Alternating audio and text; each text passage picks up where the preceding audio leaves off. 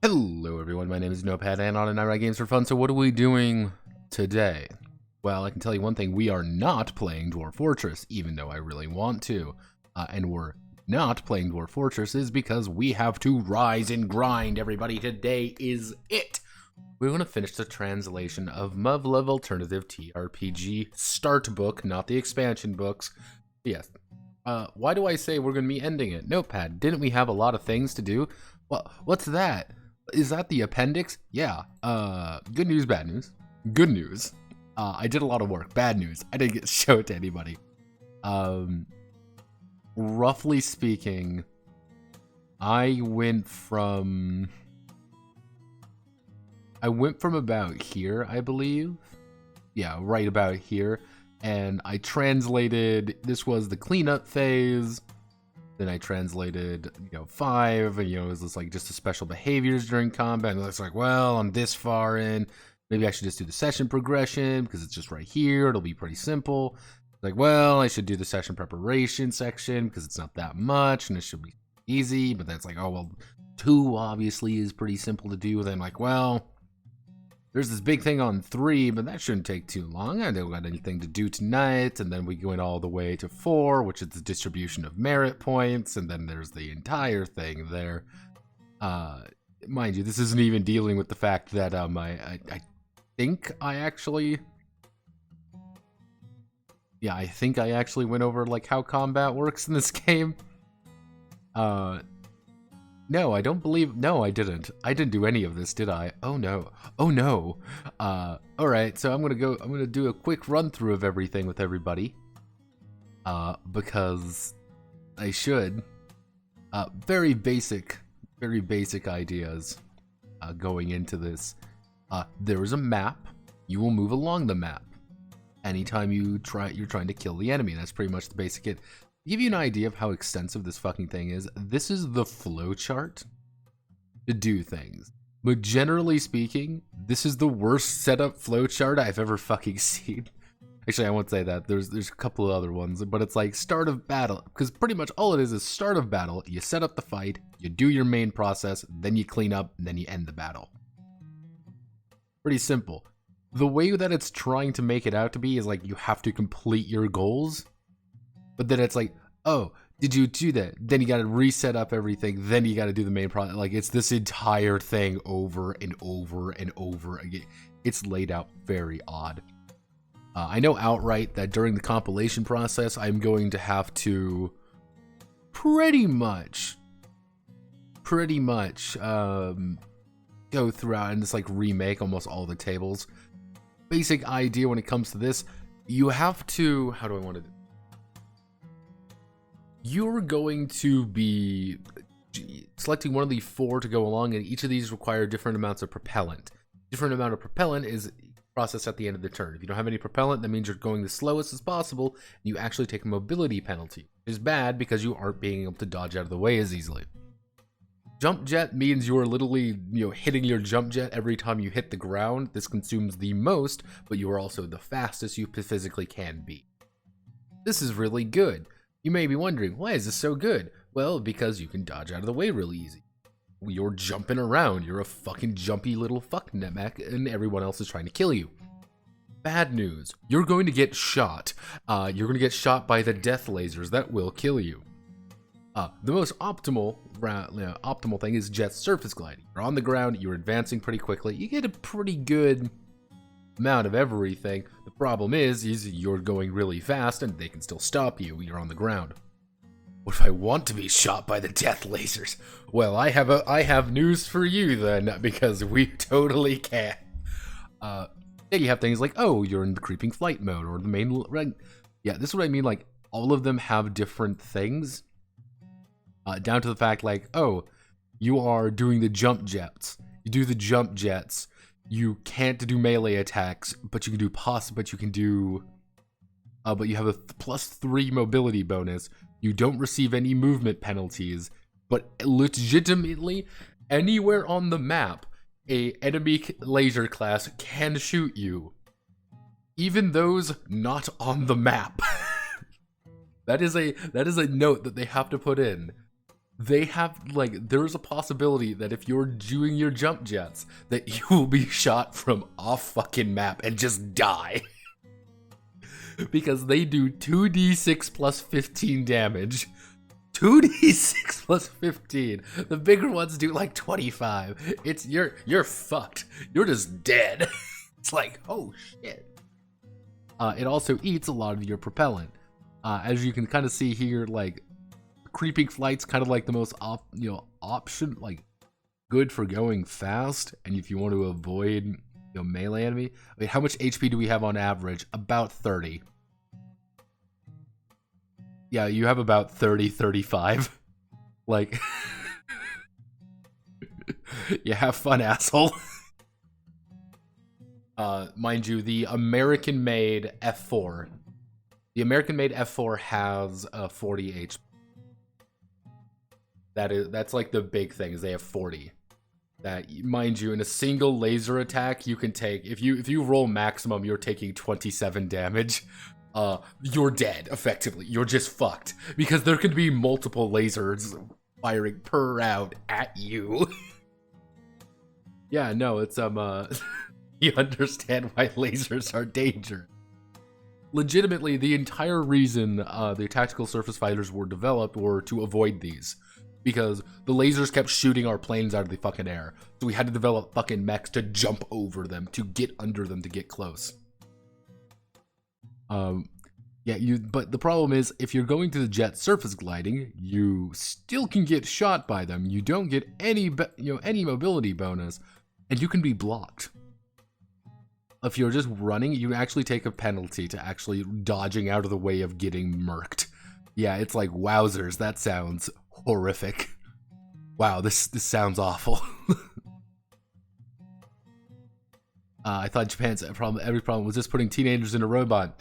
You're correct. However, it's not the good one in Muv-Luv. Fun fact, in Muv-Luv, the answer why we keep putting teenagers in mechs is everybody else is dead.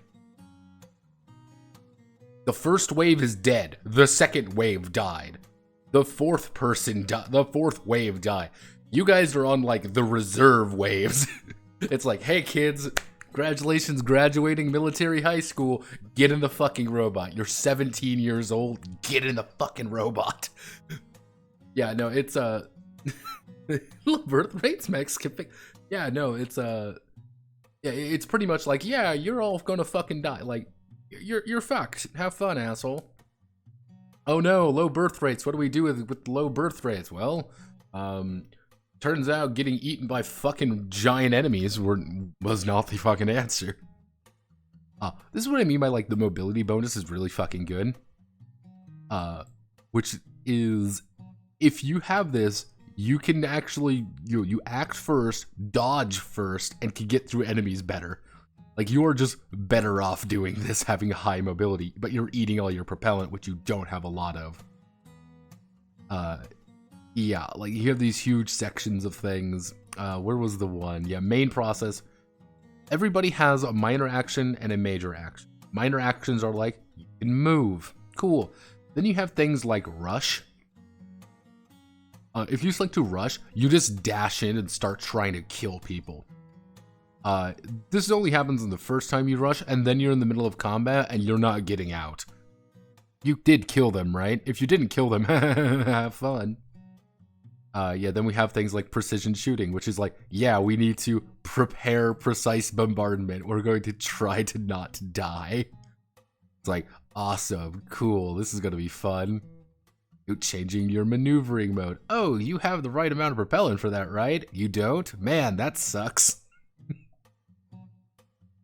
But yeah, we also have things like bombardment attacks, melee attacks.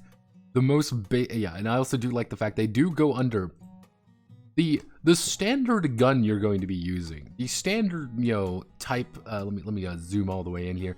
The standard Type 87 assault gun is a 36 millimeter gun. It's a 36 millimeter. You also have, if you're in the Vanguard, a 120 millimeter cannon on top of it. Have fun, asshole. You're gonna need it. But dealing how we are in Japan, you do also have a close combat longsword, which I'm gonna have to double check to make sure this is the right name, because if it is, I'm probably just gonna call it the Type 90, Type 74 fucking katana, because that's just a katana. Yeah, so yeah. Finally, I can live out my samurai dreams. Methods of attack, declaration. The basic roll for this game is 2d6 plus your combat skill plus your action bonus. Isn't katana just Japanese for longsword? Yeah, but I need to make sure that it's called that and not something completely insane else. That's the legitimate reason. I need to double check because there's probably a very precise name for it. Now, the big idea we see here, little hit detection. What happens is we're going to roll 2d6 and then add everything together. If we beat them, we win. If we don't beat them, we don't do anything. Make sure your 2d6 does well. All damage is actually going to be 2d6 plus whatever your attack power is, plus any bonuses you might accumulate. Generally speaking, you're not going to have that much. Oh boy, I believe the F4 has a +1 to artillery. So generally speaking, let's say you do really well for yourself and you have a +1, you might be doing a grand total of 7 damage. Woo! They have like 30 health. They can do a lot more to you. You do actually have armor, otherwise known as protection points. That's the tech. I read it through the fucking translator like 4 times. It's protection points. We also have this very odd. I didn't quite know what they were going for here with the additional armor, but I think the idea is like, if it breaks through your additional armor, it's gone. You've lost it. Like if you subtract all the additional armor value, the additional armor will be destroyed and not be available for the next judgment. Yeah, it's like, if you get hit so hard, there's a chance your armor gets fucking shredded. Like, that's like, oh, have fun. Like, they might do, like, 0 damage to you, but they did 0 damage by tearing off your armor. So that's not very good for you in the slightest. Beta do the exact same thing, but they just get a 2d6 and don't get any bonuses, because Beta has one thing that they want to do. They want to rush you. That's all they do. They do nothing else. They just rush you. Oh, what's the plan? What's the plan, boss? What are we gonna do? We're going to rush you. We're going to run as fast as physically possible at you and attempt to maul you. And if you're still alive, shame, we're gonna keep going. Double sixes crits. Every single one of the TSFs have a fumble value. Pretty much, if you crit, cool. You're gonna do really well. If you fumble, you fucked. Automatically considered to have failed. And I would probably put the note of, this is a complete fuck up, and everyone's gonna laugh at you suck. Clean up, just propellant consumption. Then, mind you, at the end, mind you, they have to do the laser class check. Is 15 from Battlefield, the CP does not have to disclose in advance. You know, places where there are no heavy classes is 10. 2d6 versus this. Places where heavy laser class is present and the threat of laser beams are high, it's 14. They don't get to you aren't rolling to you're rolling to avoid these. This is the base value that you have to hit. So there's a chance that you might have like let's say for example a 14 or something that you just need to dodge on a 2d6 and potentially like a +3.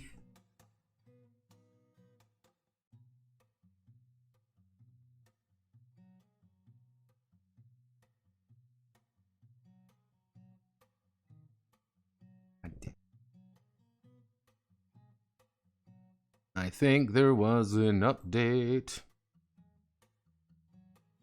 Update to something, and now we gotta fucking find Sakura again. Hello, Sakura. Yeah, to kind of to highlight the sheer insanity of this present situation. If we go here, we go to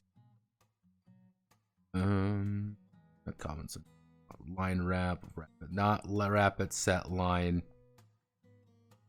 It's a 2d6 plus 15 damage. Yeah, that's the base damage, mind you.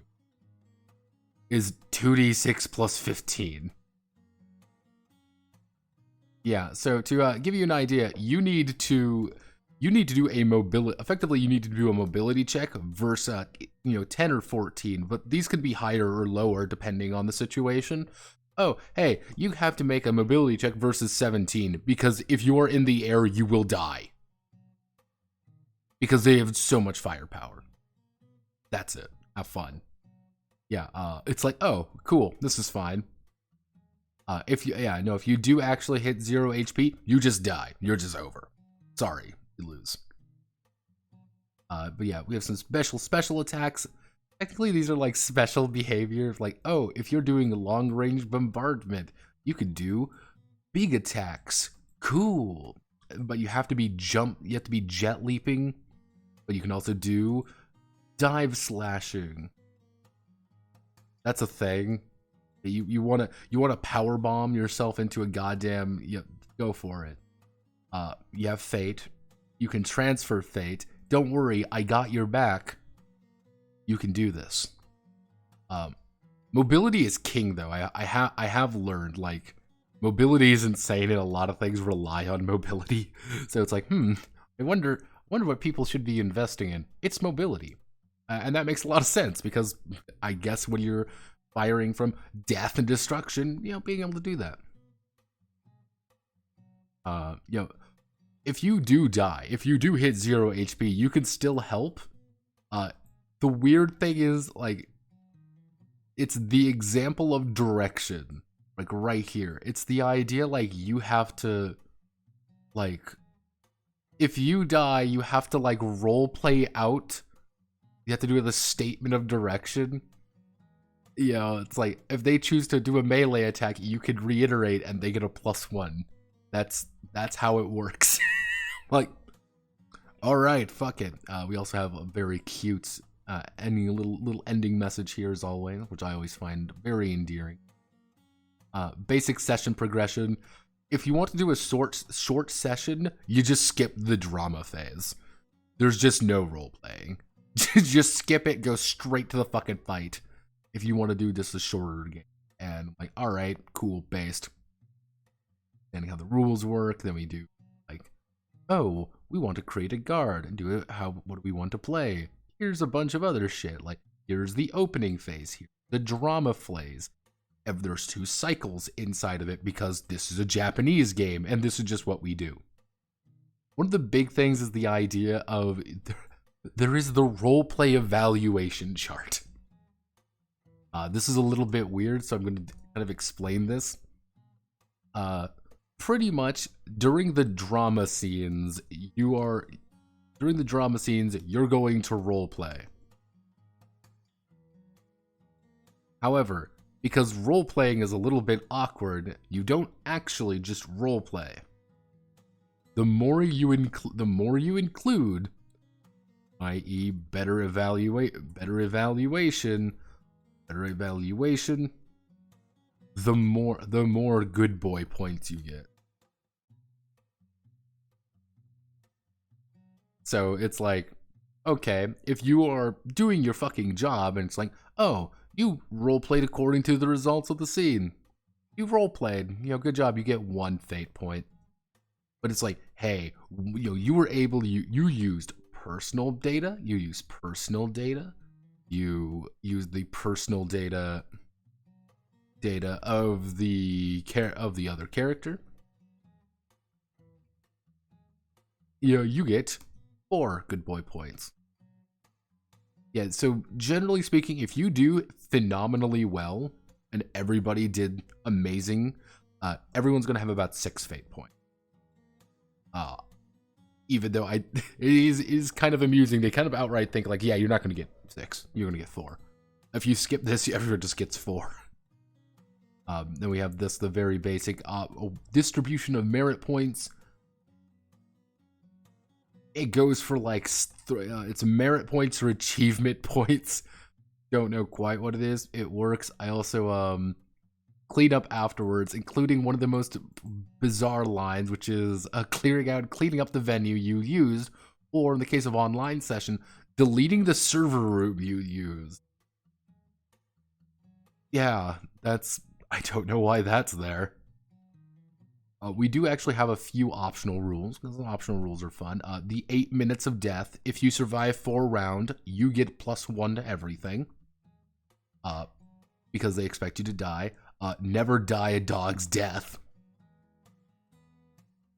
The S11, which is if you are down and you hit 0 HP, you get to do 2d6 plus 30 points of damage to everybody in the area. Because fuck you.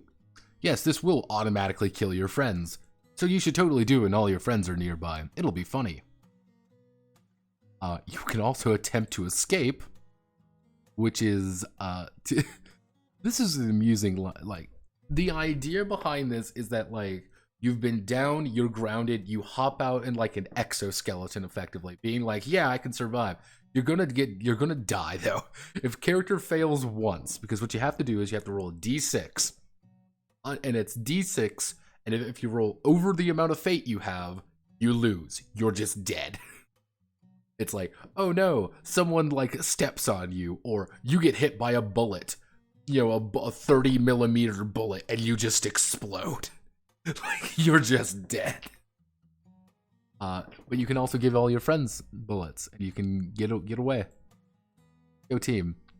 And that's kind of what happened. That was really it. It's not a complicated game, by the way. Hate to break to break it to all you complex, you know, all you heavy duty system chads out there. Muv-Luv is not a hardcore game. Very far from it, actually. Muv-Luv this game is very light, and I got told by someone when I started this project, like, yeah, like, this game is very light. And that was apparently one of the main reasons why nobody has bothered to translate it, was because it wasn't worth it in their eyes. It was like, yeah, it's just not too interesting, and we just don't want to. Like, that's perfectly understandable. Like, yeah, if you don't want to translate something just because you don't think you're going to enjoy it, yeah, of course, don't do it. I'm doing this for my Oshi, so I can do, you know, so I am fueled by nothing more than hatred of my fellow man. You should, come on. Beta males. Yeah, to give you an idea, this is it. Like, it's literally about 4 pages. That's all we need to translate. Which I am more than happy with, by the way. What I'm gonna do here, actually, we're going to insert table. Got 2 options here. We can either do, we're gonna do 3. We're gonna do 3, and we're gonna do, actually, what we need to do is insert combo, merge. Do. Dun dun dun dun dun dun dun. Data consists of the. And we're going to be doing. So we're going to be doing. It's. Oh. Which is going to be the number. Which is going to be then lead into Japanese, then the English. I'll never forgive the Japanese. Which we're going to be doing. We need to put this in Courier Prime, because obviously this isn't what is in the book, obviously, so kind of just reiterating that real fast. Kind of important. And what? Then we get to put everything not into Roboto. Uomo arigato, Mr. Roboto. Domo.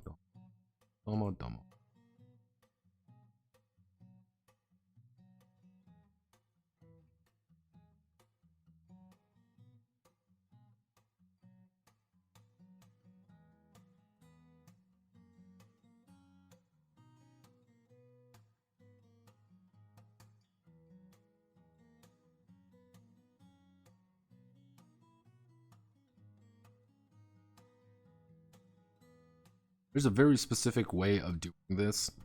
I cannot remember for the life of me what it is. A very specific set key combination for it, and I'm not very good with alt. I will always say that I've been never really comes to alt. I tend to forget them a lot.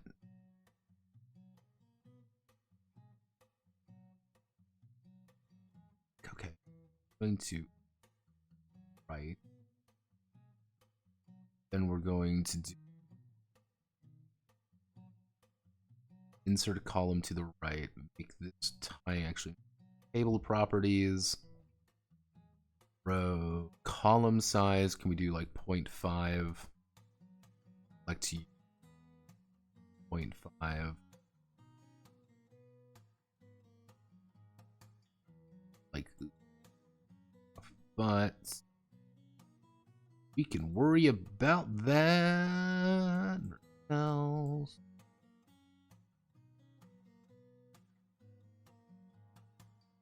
So what we need to do now is we need to put this here. And that, you're good. You're not supposed to be bold. You're not supposed to.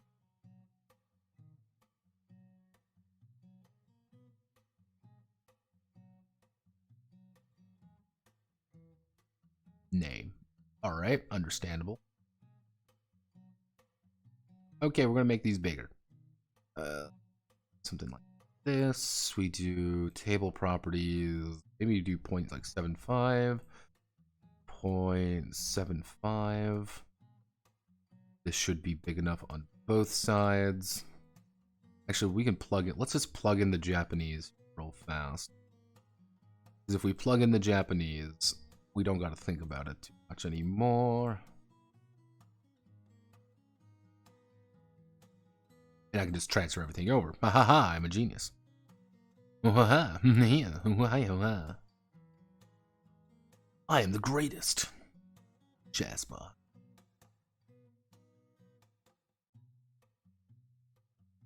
Tribes of Sand will never come back, and saddens me much.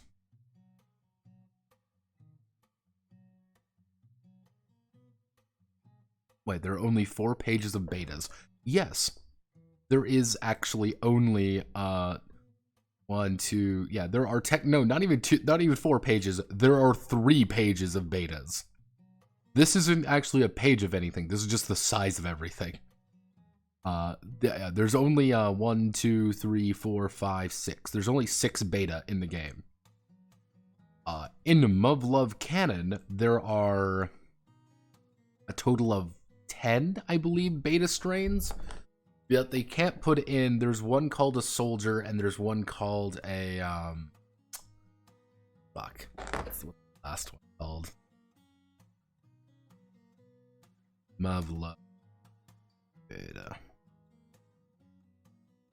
Yeah, like.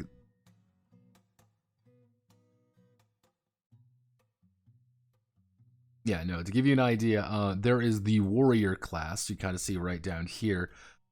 Warriors can be taken out with small arms, so they are not a factor. Soldiers can be taken out with small arms, so they aren't a factor.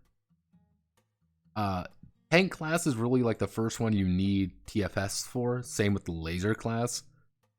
Heavy laser class, as you can kind of tell, a little bit different. The grapplers and the destroyers. This is the one that isn't in the game, which is the hammerhead class and the trebuchet class. These are the 2 that aren't in the game. They're only used in a game called Strike Frontier. Like,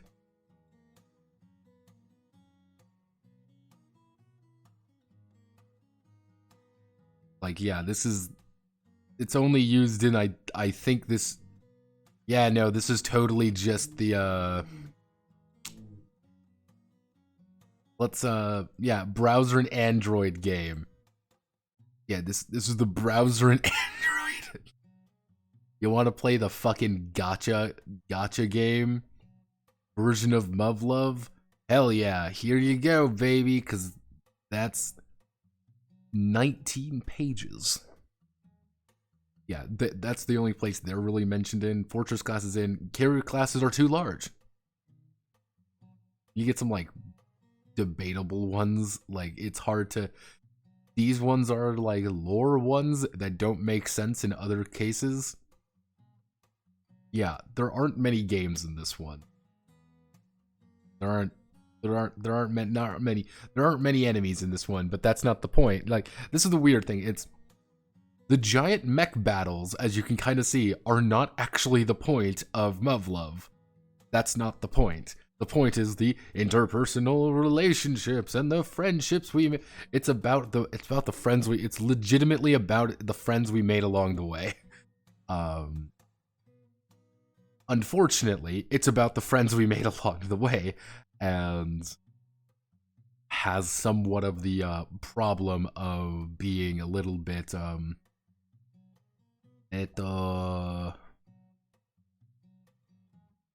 I think the best way to word it would be potentially a little bit sparse on content. But that's just a game theory. See, I did it. I'm like Matt Pat. I'm the funny man. Does the funny word. Oh, Matt.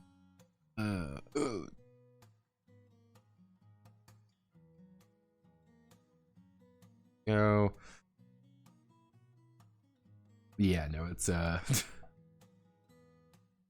because the weird thing about this is that there's two expansions effectively to this game. And two expansions that might add a lot, because one's just like straight up called the Advanced Rulebook. And I'm like, I don't know what the hell's in the Advanced Rulebook outside of it saying, oh, we have advanced rules in it. It's like, wow, that's really helpful. You have advanced rules in the Advanced Rulebook.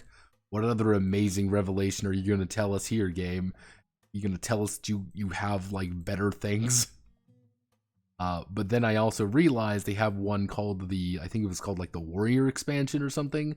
That just details more like stuff for like raw equipment. And it's like, oh, well, this seems vaguely this seems somewhat important to the events currently unfolding. Like they seem a little bit important. And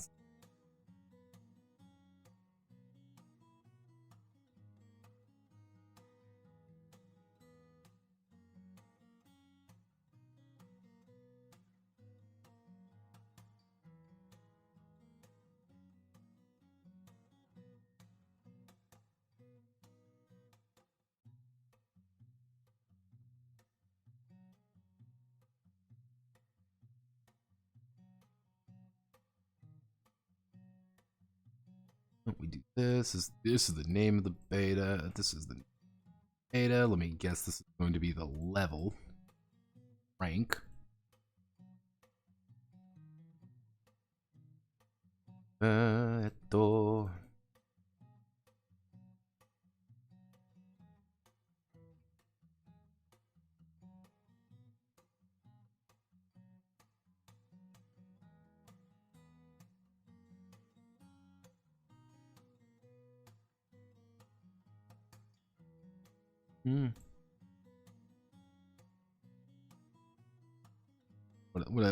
Why I'm putting this here just so all the formatting remains the same.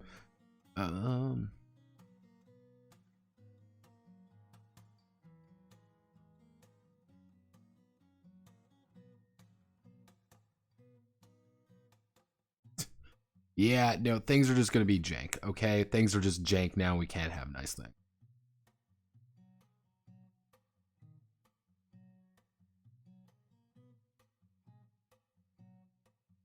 The type is rated base size, single small beta. Excluding the laser class. Laser class does not pose a tactical aircraft. It describes a group of multiple betas, such as small species, student size. Stamina. Now, mind you, what I have to do after this is then sort out what the fuck all of it means to make sure. The durability of the durability beta. Let me guess, this is going to be skill value.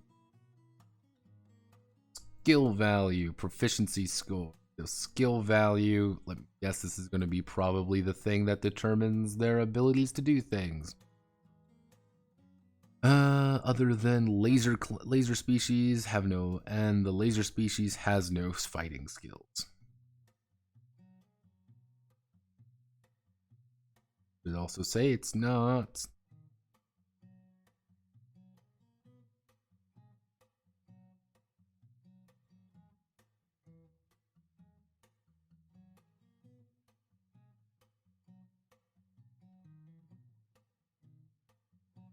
The fuck?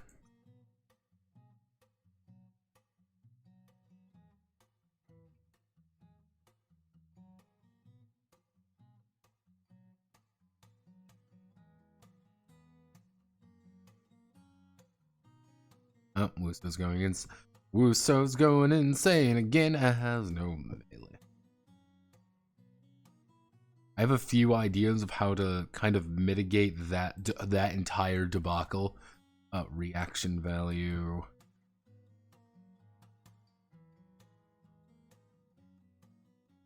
Let me guess. This is for yeah. So this is their 2-hit effectively. That's fine. We then move on. 7. Let me guess. This is going to be some defensive protection point. Yeah, these are protection points. Protection points, because this is the betas. Let me guess. This is the betas, protection point of the.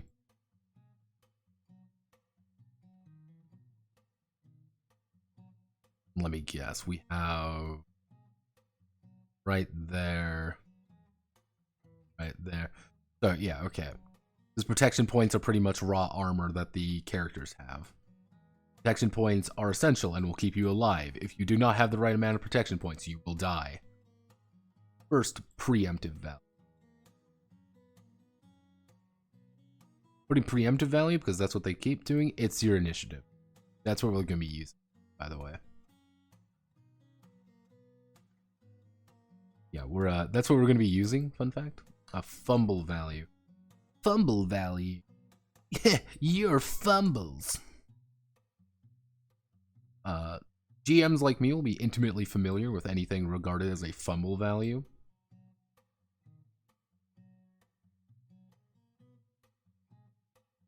Because anytime there's any remote interesting thing occurring, my dice will fail me. It's the law of nature. Attack. Let's call it a rule of nature. Describes how to attack. It describes the beta's attack methods.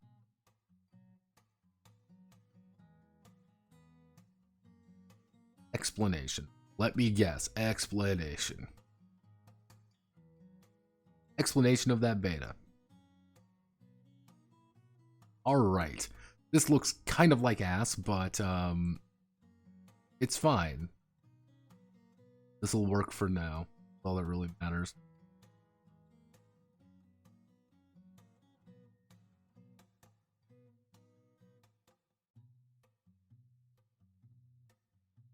Epinus. Epirus. Okay, so let's.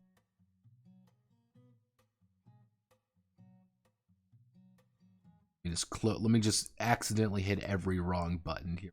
Now we get to actually start sorting out what the enemies are going to look like. I hope you are ready for table autism, because that's legitimately what this has to be. Okay, let's just get a table up, because this is going to be important. Let's just get a nice little 3x3. So we've got the header. We've got the actual name of the fucker. Okay, that's going to be 2. We're going to do this, okay? Here's going to be our merge cell. This is going to be currently our name. Okay, this is what we have to have here. And looks like there's 1, 2, 3, 4, 5, 6, 7, 8. 1, 2, 3. We add a column right. We together again. This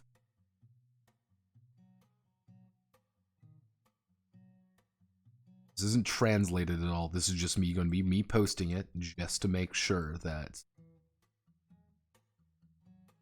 That's that because the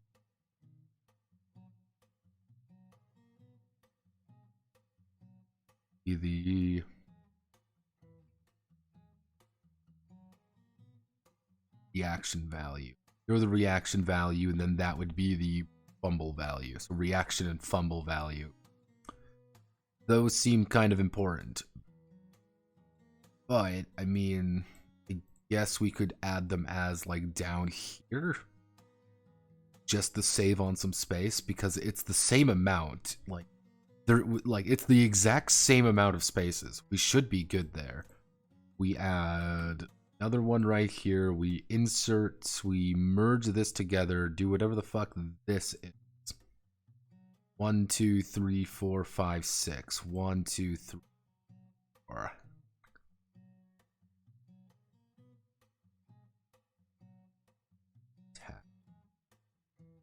Attack. This is going to be your defense. Range. And then you would be your this is the damage. Offensive ability. This is the... Unless we do like this, for example.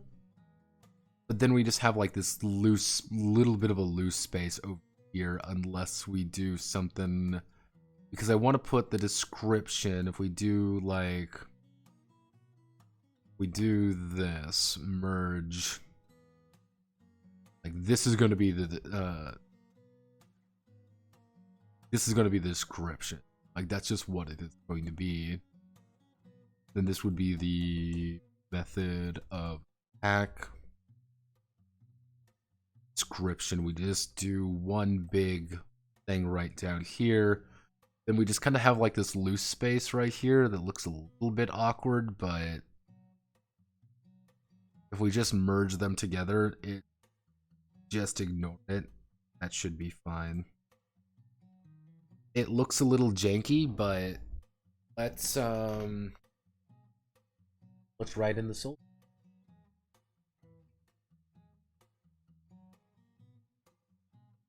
Well, let's translate it first. Do that. This is just name. It's going to be name. Yeah, this is name. And then we do...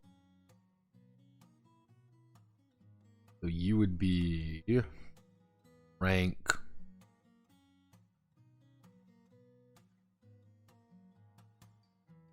Stamina.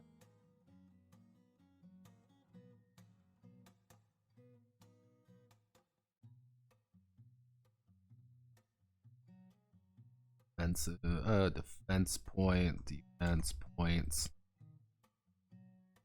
Which most of them are going to have 0. I'm assuming anyway. So you would be classification.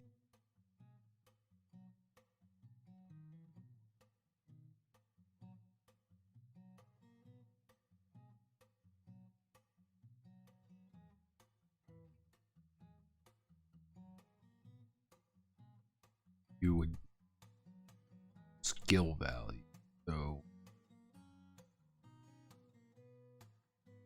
shit, skill values. Skill values got derived values inside of it. Yeah,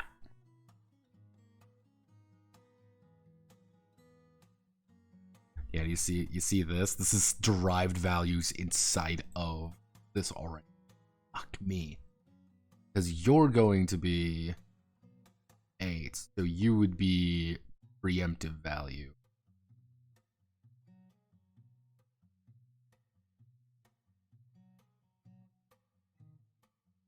I know that's not what we're going to be using, but it makes my life reaction value.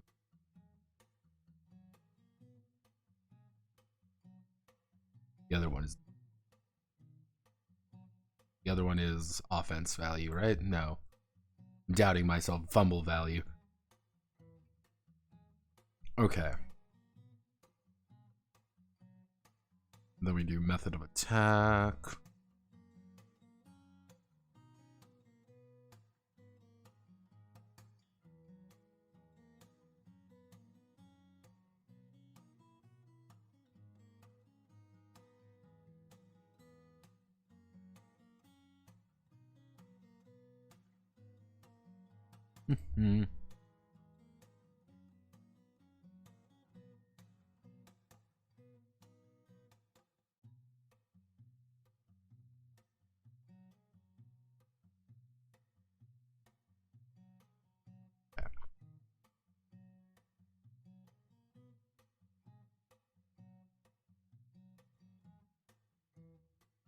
Let's make this. Let's do this right. We do that. We center everything. Okay. This Control C, Control V. And let's actually 1, 2. Let's shrink it down a little bit, just to keep things nice and easy. So we know this is the tank class. And I'm going to be doing this a little bit janky, just like this. Just because.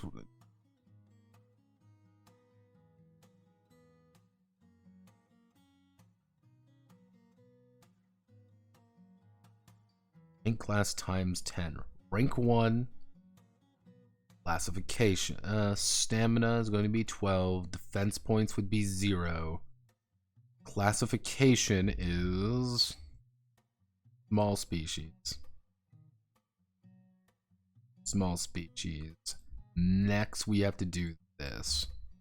Gun rated aircraft.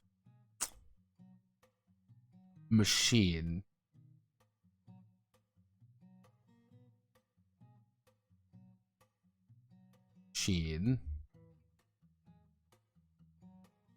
Machine.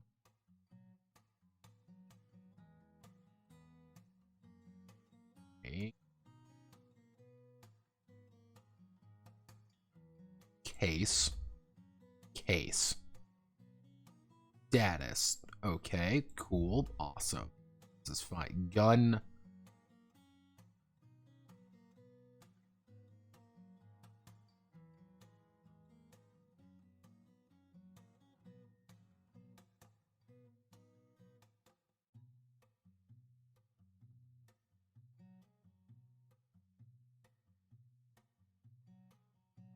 I've seen this before. Boom, right here. That's what it is. It's melee value. That's what it is. So that would be its melee value. Okay. Yeah, well, grappling. Sorry, grappling. The exact same. Okay.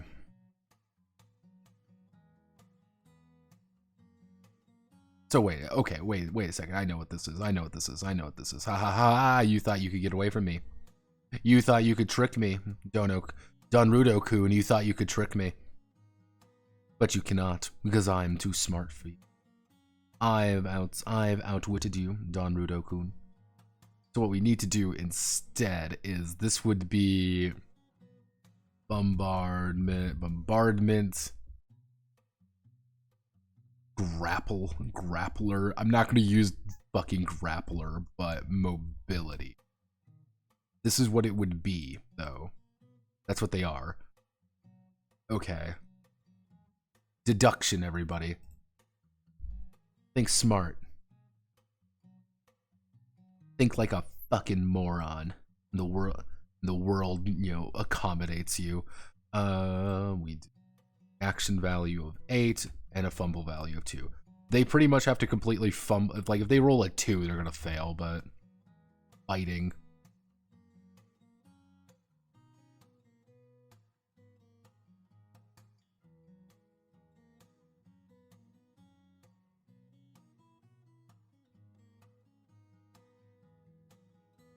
Range, they have a 0 range, and they 2d6 plus 2 damage if they hit. And there we go. That took way too long, but now the rest of them should fall into line pretty easily, I think, anyway. And we're going to be cheeky and have 2 of these. Unlike the one up top, we're going to do this. Multi-petal bias, jaws are capable of crushing metal. And the wonders, jaws are capable of even destroying armor of TF. Well, one thinks wonders in numbers. The race is first, and first come to mind. Wonders in numbers. In this game, they're treated as a group of a total of 10 tanks. There we go. Okay, so the rest should be, I'm not gonna say simple, but I'm gonna say easier. What I could probably do, because those aren't really gonna get much higher. Those aren't going to get, and I do quote this nicely, get much higher, so high. There we go. You're welcome for my expert singing skills. Yeah, that's what you come here for, the notepad add-on experience. You come for my dulcet tones.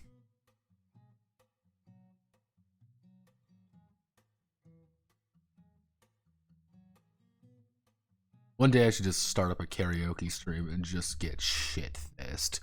Just absolute murked. Is snap 10 2 defense points. You have actually 3 defense points. Your preemptive value is 9. Your reaction value is 9. Your fumble value is 2. Just double check that. Yeah. These guys don't actually have that much health, but they can survive a little bit, and they don't really need to do much else. Their goal is to fuck you. Not in the fun way. They're just going to hurt. they're I'm not gonna sugarcoat it. Forearm impact angle. Forearm, okay, we're gonna call. Alright.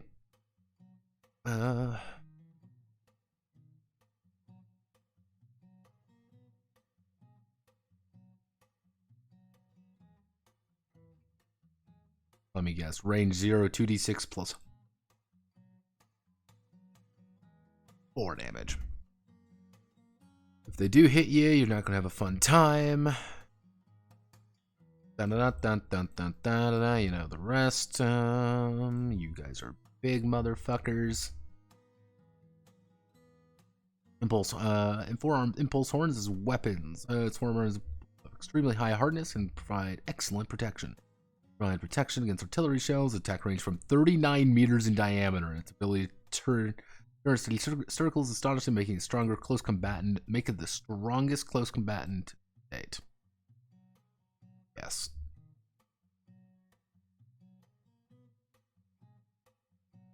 Oh fuck, they can swivel.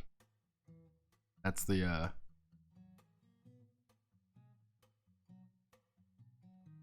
this maybe.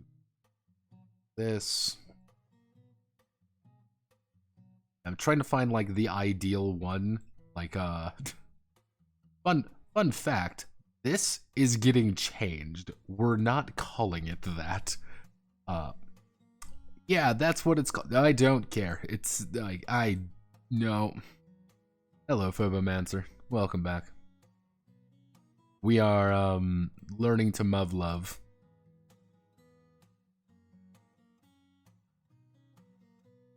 And I realize I'm gonna have to do one for every single one of these. It's great.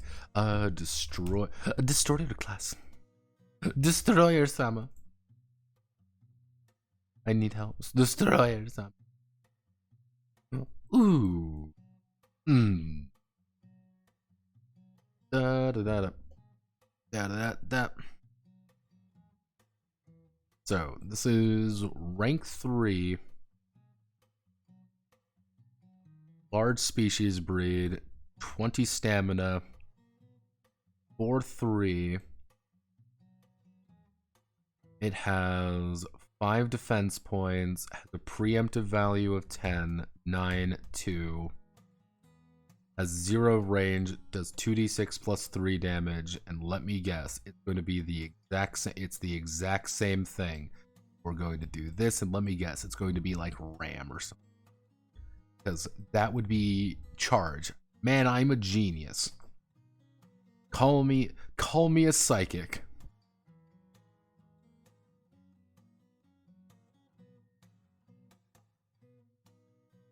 Let's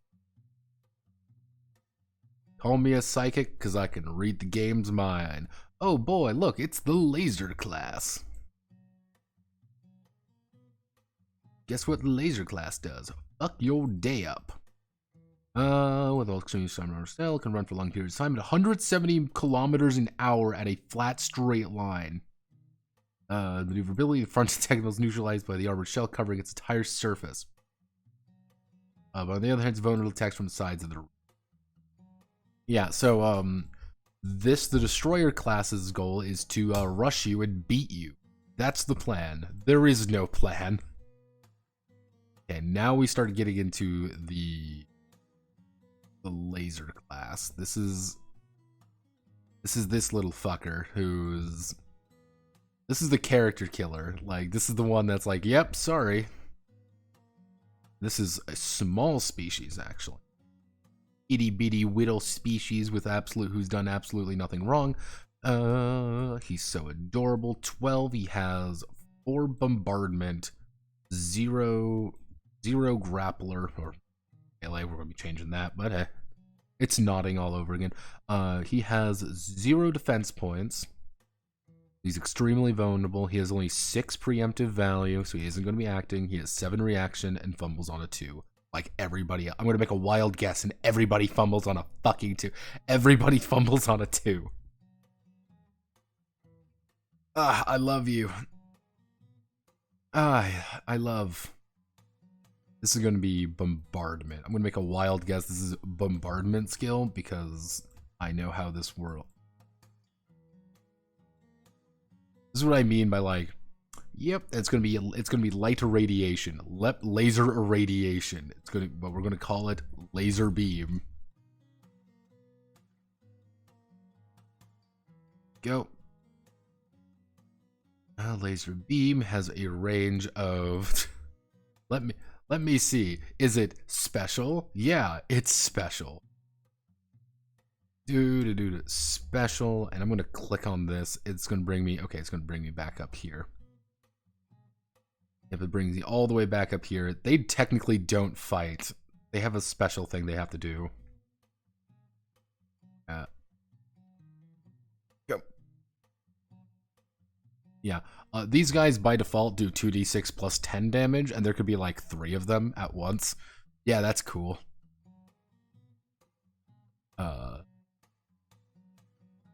Whoopsie doopsie, you know how it goes. Those wacky bugs. Oh Jesus! That's you. Don't need you. Don't need you. Everything here. Do this. It looks like an eyeball on legs. Powerful laser emitting organ. Hit by a direct hit from laser, it can only last for 5 seconds.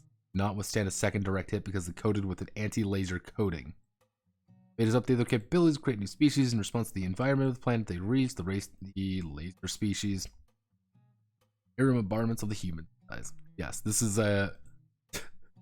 Hello, it's me, the laser class, otherwise known as fuck you and fuck yo shit. Hopefully you didn't have anything you liked. That character development, shame. He got hit by a heavy laser cannon. Or, this is considered a large species. Stamina. This thing has 25 stamina. This is one of the hardiest enemies in the game. Has a 5 bombardment. Has 5 bombardment. 0 melee. 0 melee and 1 mobility. Go up here. 0, 1. Yeah, this thing does a little bit of damage. It's got 4 defensive points, a preemptive value of 7, reaction value of 7, fumble value of 2. Laser beam looks like to be the exact same thing. Special, obviously, 2d6 plus 15. 15 damage. Oh geez. Oh geez. Eh.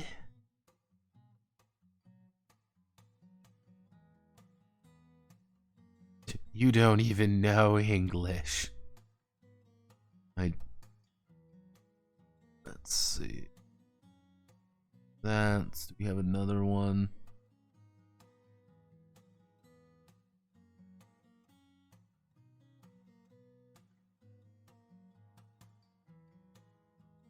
Don't need you. See, the thing, the Omega joke about this is there's probably something I'm horrifically missing in there, but I'm just ignoring it. Giant laser species. Only has single eyeball. Laser emitting organ. Carry higher power than any ray class and shoot down low altitude flying objects. Flying object at altitude of 500 meters within 100 kilometers of target. Also has an eyelid which coating protects the radiation mucus membrane, which is its weak. Has a very high defense capability. That receives direct hit. Should be considered to be shot down at the moment.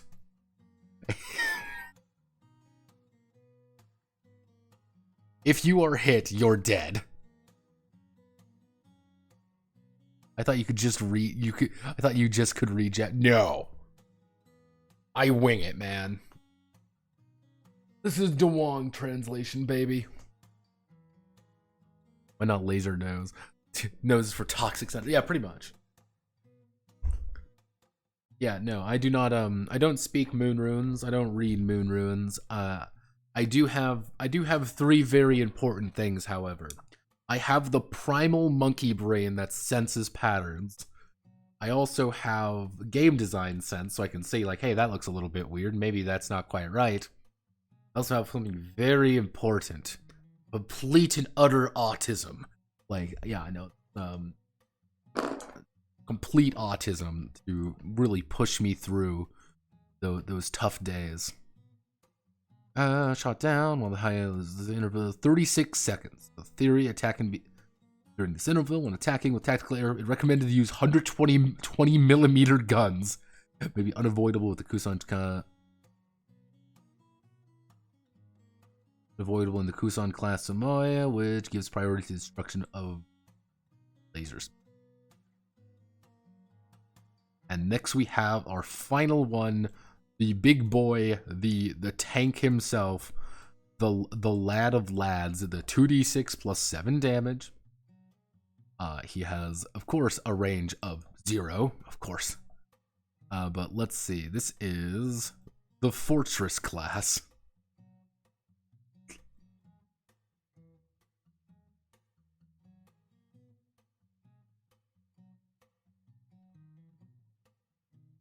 He's rank 4. He is very much a large species. He has 35 stamina.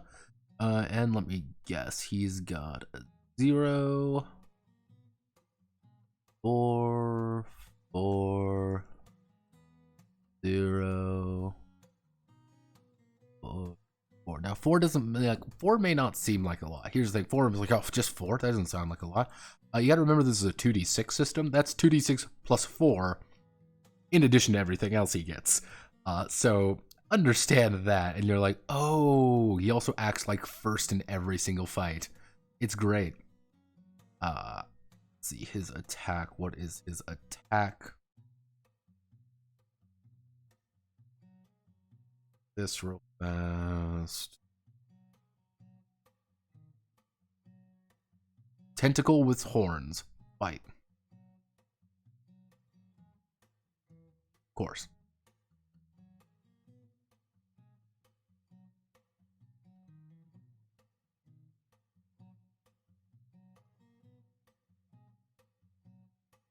This might look a little bit awkward. If you give me a second, I can actually pull one of these up. We go to Muv-Luv beta. Hello, Muv-Luv. Hello, Muvy Wubbies. This is a fortress class. Yeah, this is a fortress class. As you can tell, they're a little bit large. They're a little dangerous. To give you a, let's see if we can find a good Yeah. 66 meters tall, 52 meters long, 37 meters wide. You have to use 127 millimeter cannons to take this thing down. And yeah, this is the side profile. Yeah, no, I don't like it. I don't like it.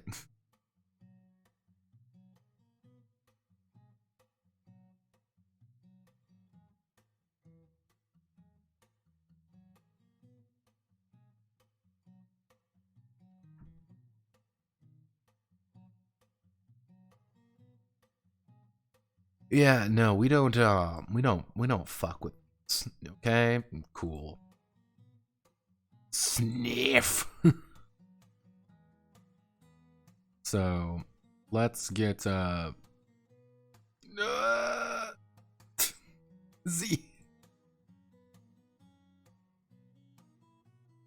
How to scare the shit out of Notepad in one how to scare the shit out of Notepad in one easy step. Hit the wrong button. We do this. One little bit of furigana at the end there. That's making me. These beta got me acting unwise. We do that. That we do that. Special action.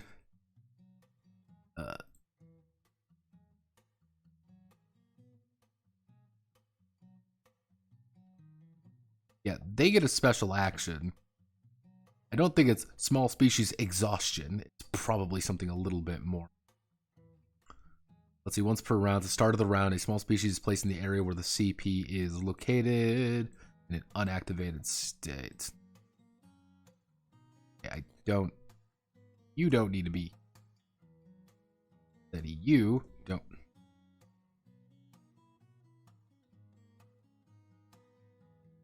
Control C. Discharge. That sounds more appropriate. The small species is placed in the area where the... Yeah.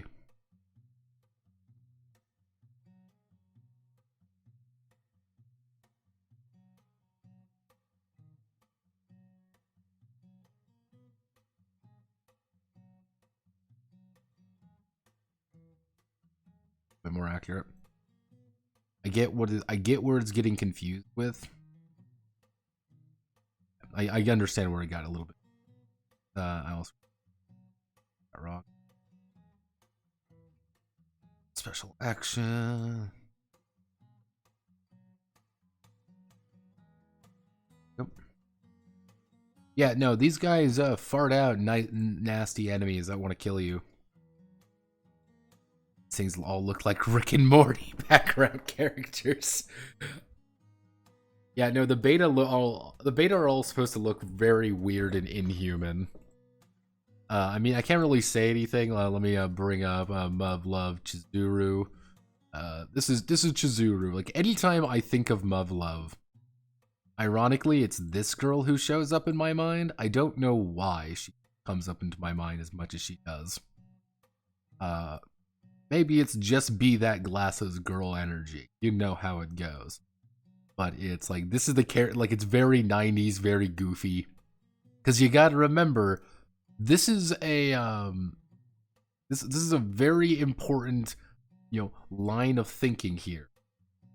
This is a visual novel, a romance visual novel in the first third.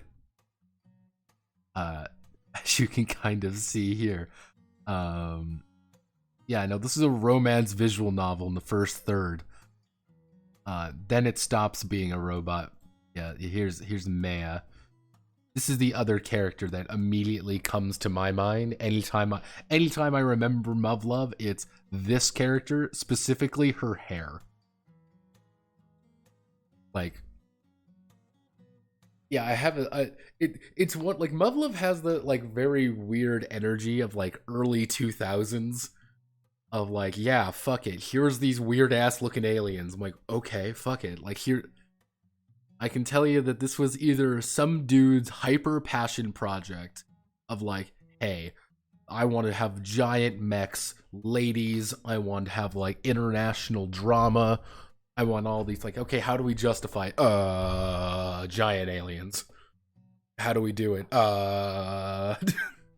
Giant aliens look goofy. And, like, I've had to, like, watch bits and pieces. Like, these things are fucking horrifying. These things are terrifying, because they will kill anybody outside of the TSF almost immediately.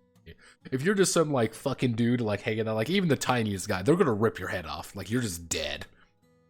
So you got these goofy-looking motherfucker rolling up on you, slap your face off, and, like, you're just dead. Your face has been tore off. It's like, holy shit. Yeah, it's, you know, every now and again I just see her hair, and it just, the skin-tight bodysuits. Yeah, it's one of those things, like, God bless 2006. It was a better time, a simpler time. Let's do, I guess we're gonna need to do, what I'm gonna do is I'm gonna do this. Let's open up Paint. Oh boy! I love Paint.net. Like I love democracy. Let's 16.5. Don't know why prequel meme has been in my head for the past while. Blame my friend. We need to do that, and let's learn this. Get rid of as little as possible.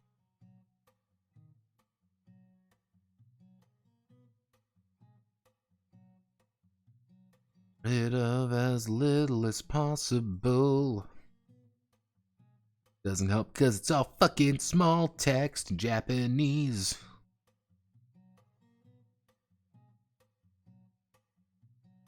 Let's do, this would be, I kind of already know what these are going to be, so we're going to use, Arlito. Laser class. Ink class. TSF. Yeah, the mechs are 18 meters tall. You are... Can't remember the top of my head. You're going to be the heavy laser class. Do that. Center everything, because centering is good. You're going to be the grappler class.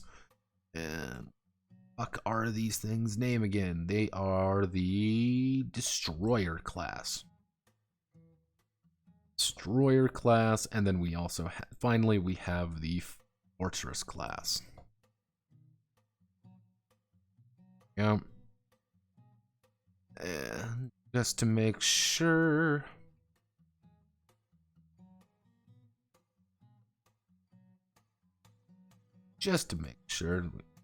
beta comparison.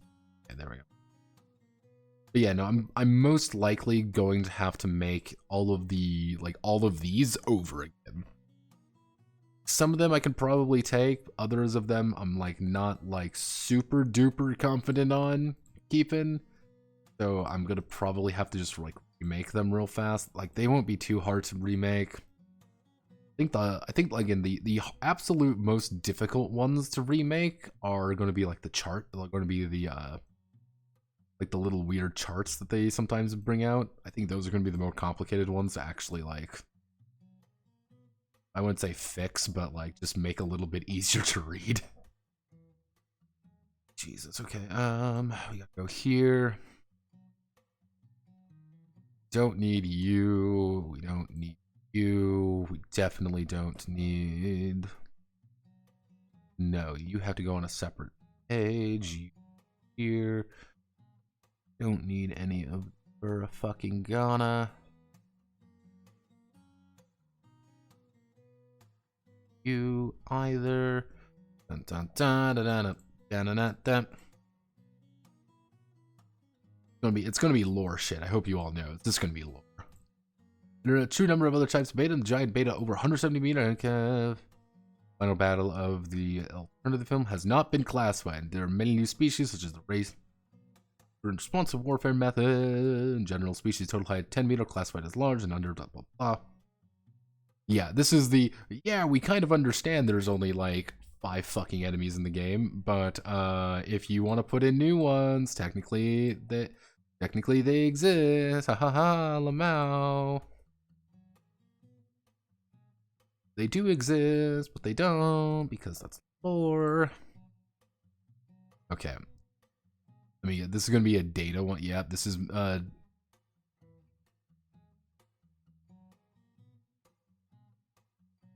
all right, time for lore. Bum bum bum bum bum bum bum. Fucking love lore. Hell yeah, lore.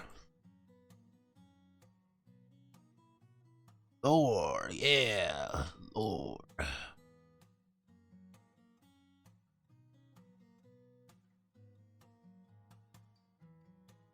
Lore.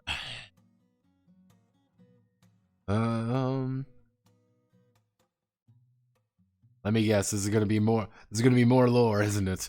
Material, more information, more about the formation of beta. Yep. Okay.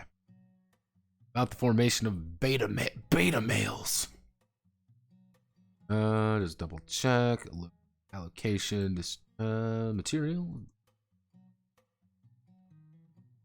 Distribution of beta species. Beta. Metal Gear. Beta's greater overall quantities of materials. How many beta will invade based on the diagram below? Company with vacancies, size, most likely units.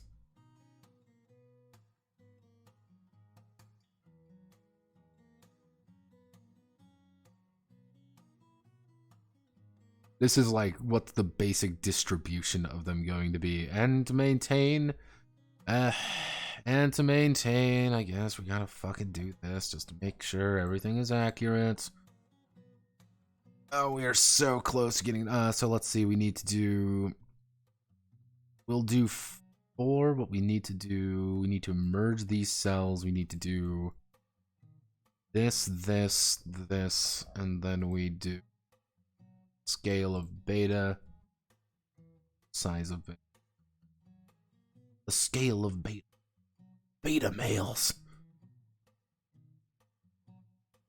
Don't understand, Sonic, you're a beta male.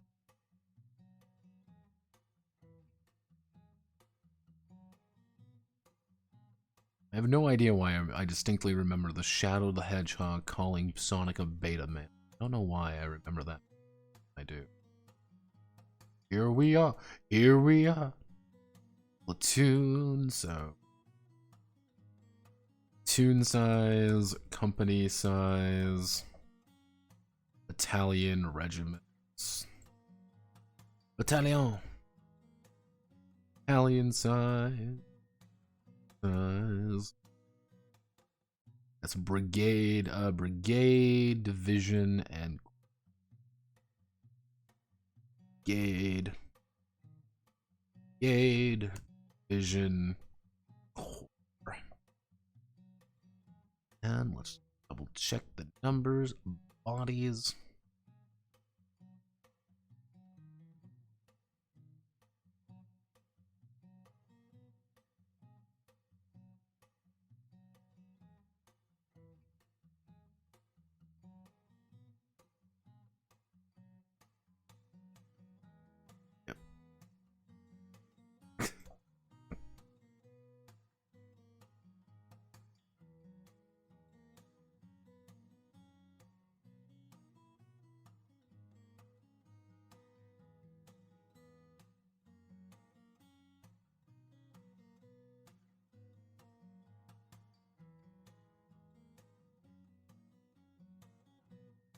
Have no fear, we're here. We're the EDF.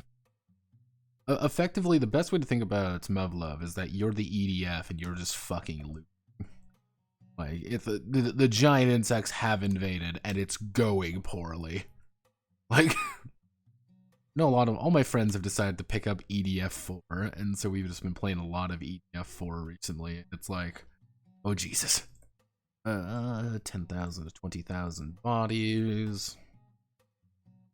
50,000 bodies, and this would 30,000 bodies. Yep.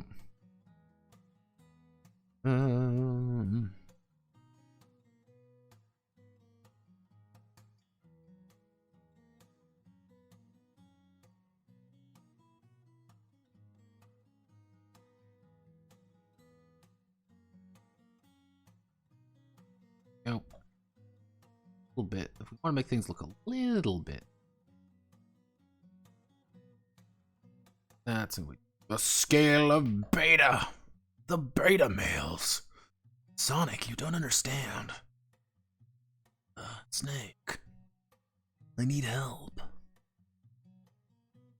Composition of beta. We do this. Composition. The composition. Beta.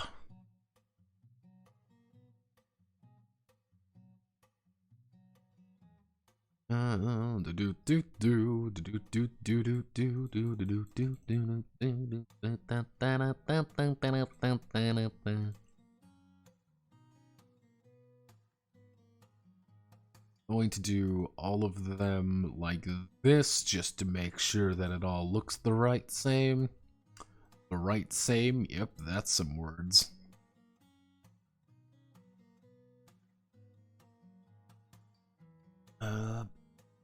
Put the side note down here. Let's put the side note down here. So, comp beta. 45%. This is the lucky thing about some of these, is that it's just like, yeah, these are just numbers. I'm like, awesome. Thank God that America dominates basic linguistic, norm when it comes to numbers. Thank God. Think about if we had to use Japanese numerology for everything. Jesus. 7. It's like using the metric system. It's a disaster. It's a fucking tragedy. Imagine having to think about do things in metric. God. What a horrible future. Battle car.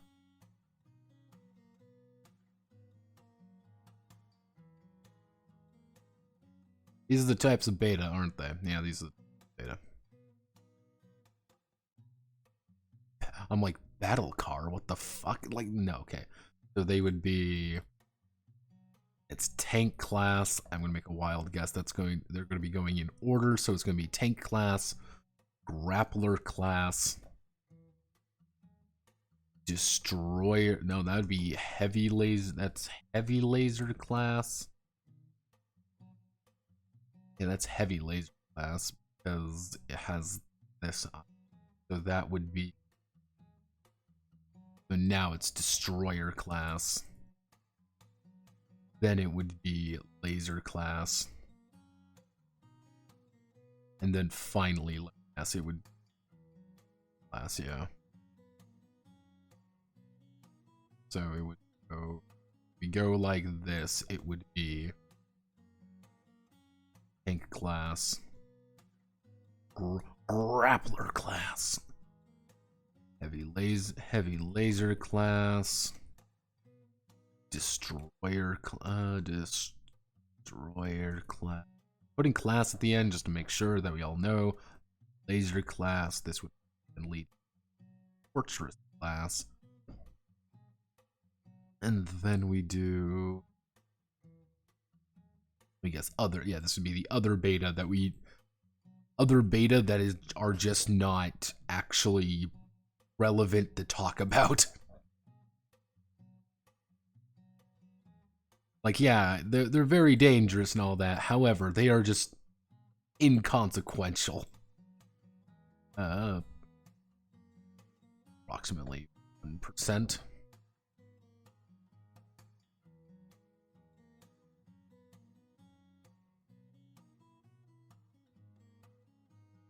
Yeah, I think that's more along the idea as being like you're not really gonna have approximately 30 approximately out of the total. Approximately 30%, just to make sure that we all know. And then we're gonna actually put a, let me guess, we're gonna put a note at the end of this one. Put it note there. We're going to put a giant star right there and do this.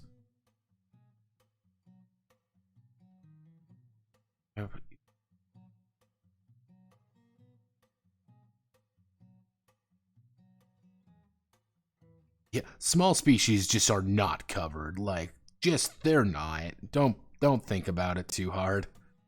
Please, we're begging you. Yeah, like they aren't covering like the man scale ones, and like I understand completely why, because that's completely outside the scope of this game. But I have a strange and beautiful feeling that in the like advanced warbook, after we do this, actually after we finish this up, this is pretty much it. Like this is the last page pretty much. Like after we get this done, I'll kind of like should go through like I wouldn't say what needs to be done, but like the other shit that is out there for this game that's a little bit interesting. That if I were to get some dosh, as in through my Ko-fi, wink, I'd be able to start purchasing some of those to DUWANG translate them almost if. Like, this is all legitimately pointless information. Like, this means, like, this has no relevance on anything. I mean, it's very interesting for people who probably really like Muv-Luv, but it's like, yeah, raw game stuff ain't really that useful, Chief. But that won't stop me from translating it, because you never fucking know with these games. That's the funny part. You never know. Like, I have seen, there was one game, I can't remember what it wasn't Kiz Nights, it was, no, it was Floria. Floria put in, like, weird-ass mechanics in the middle of shit, and it's like, but why? Then I checked the Japanese version out, and I'm like, oh, because the fucking Japanese version would put, like, rules in the middle of, like, really basic descriptions. Like, why are you putting rules here? Floria, what are you doing? Floria, no! They're radical game design anarchists in the worst way. No, Floria, put down InDesign.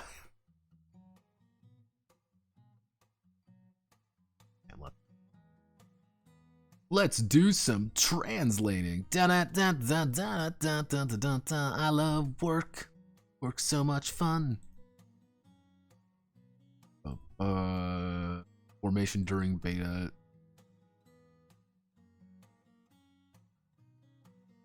Formation during beta invasion.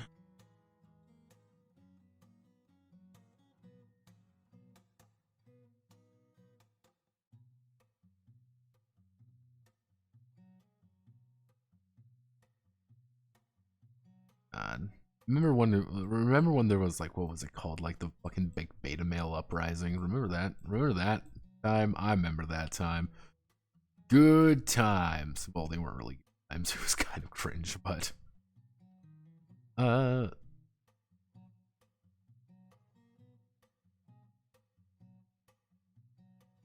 it was cringe, but it was funny in its own right.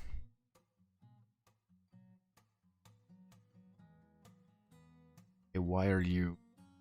Okay, let's be precise. Let's open this up. We go here. We double check. It's always hard to tell. Being like, is this a? Yeah, rushes in at high speeds. So this would be. We selected this. So this would be if we go down to like. This would be Vanguard. Rushes in at high speeds.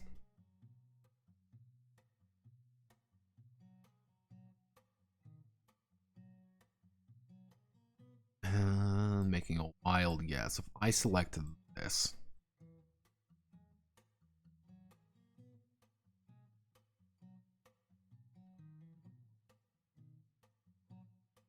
Yeah, welcome to let me like assault class.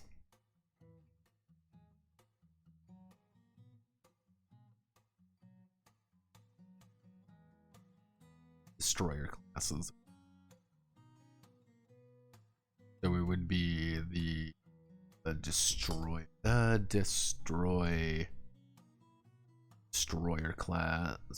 Destroyer class.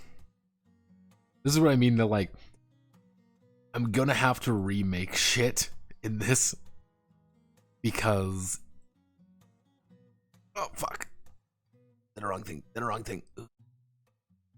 Because in Japanese you can write up and down effectively. Like that is a major advantage when you're designing books. Fun fact. You can write up and down and things actually make like logical sense.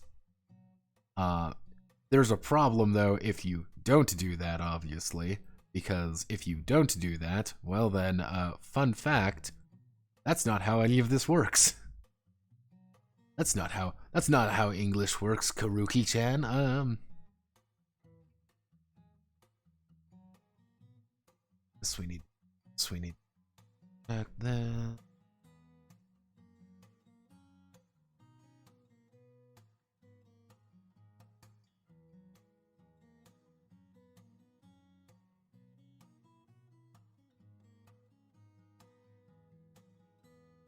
Tank class.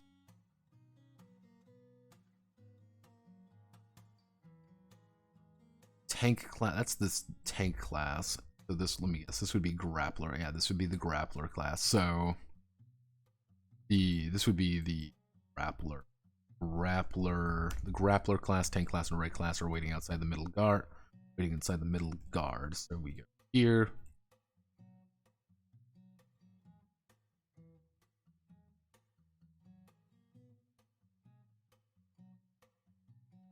And write very condensed in Japanese that you cannot do really in English at some points. Because our language, English may be the lingua franca of the modern world, but it definitely does not deal well with some of this bullshit. Fuck. This again.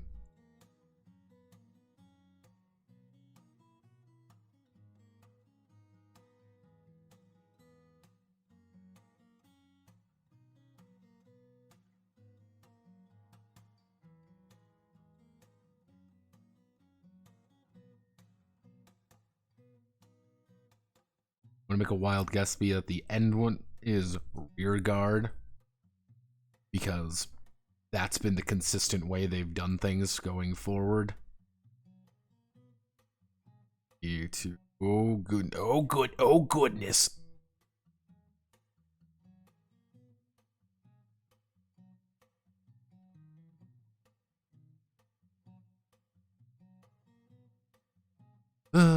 Depending on the scale, may or may not exist. May not exist depending on scale. Okay.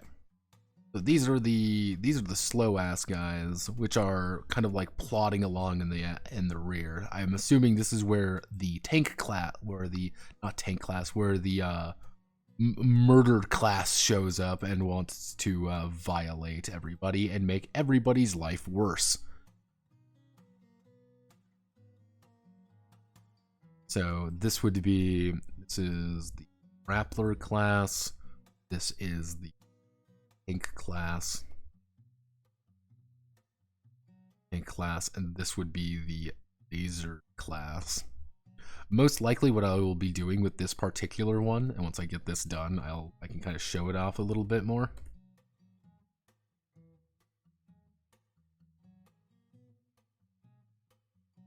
is do it vertically, because I think vertically it'll look a little.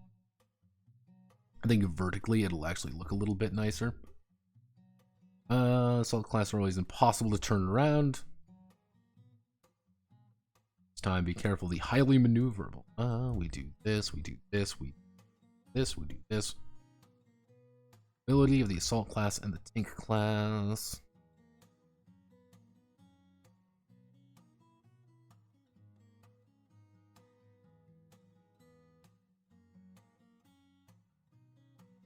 Here we do this. We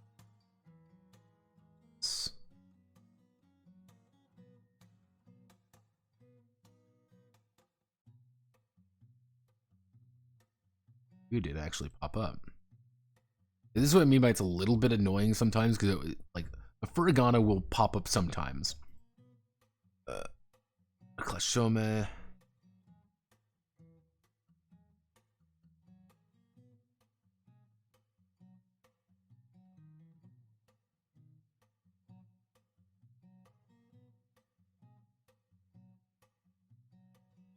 Yeah, it's sometimes it'll be like, oh well, we're just not going to register the fact that this is this is something that we need to like actually like note, because it's not. That's just something that doesn't happen in, why would a system register something that physically does not happen 99% of the time? So of course, it's not going to like register furigana very much because I don't have a Japanese computer. Okay. Like, this is what I mean by things get a little bit wonky. What I'll probably do is make this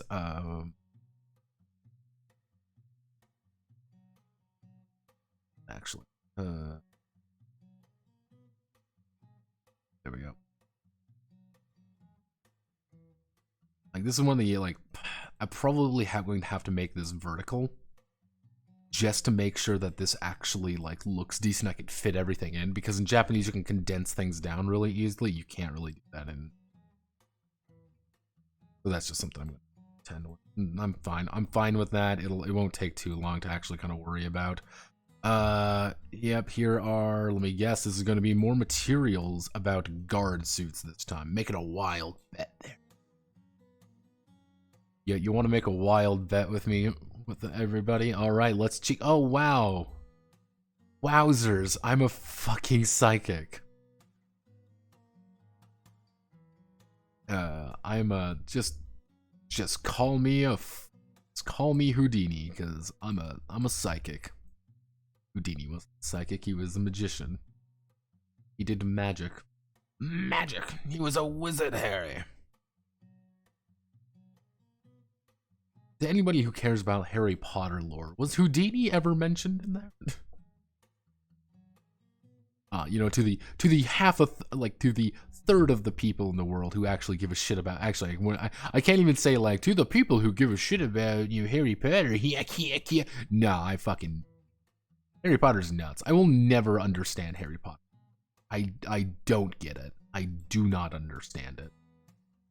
I know people who are fucking obsessed with Harry Potter, and it's like, whoa, like, ma'am, you are in your 30s, please stop. Like, this is a children's book, do not base your morality around fucking Harry Potter. And I see people who do it, it's like, what the fuck?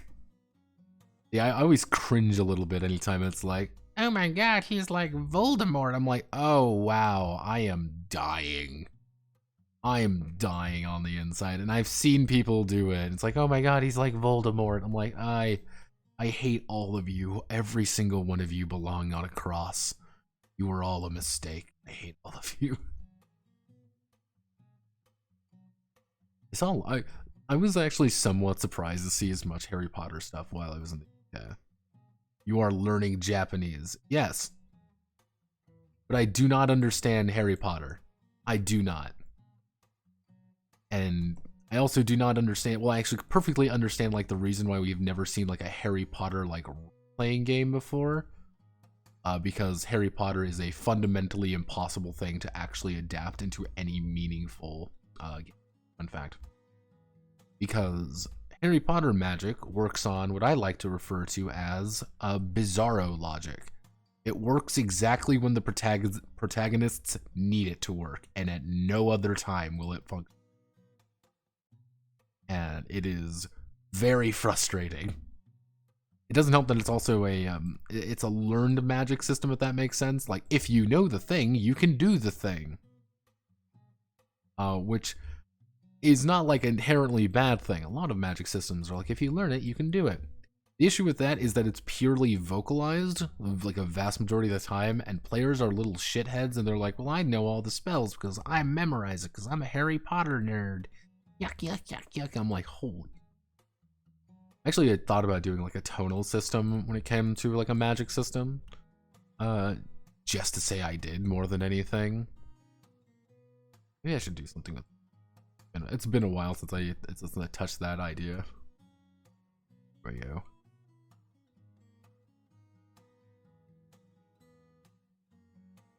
Guards, enforcement equipment.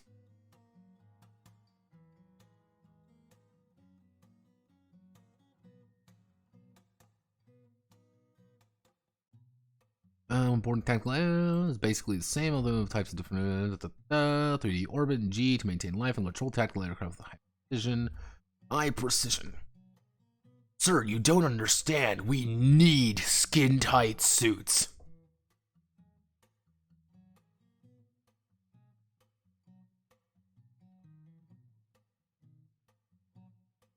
Sir, you don't understand.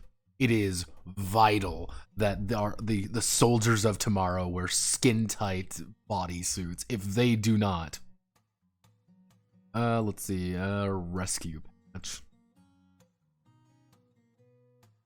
Yeah, I gotta double check all of this on the actual website. Left and right. Press at the same time. Penetrate special protective coating on the front. Torn off with bare hands. The emergency attachment of reinforced equipment. Guard is injured. Yeah, it's little shit like this that I damn well know whoever wrote Muv-Luv was a complete fucking autist.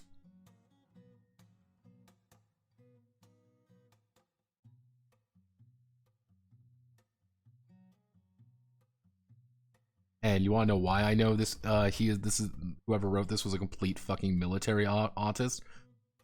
That is actually a thing when it comes to like military kits. I wonder if I can find it.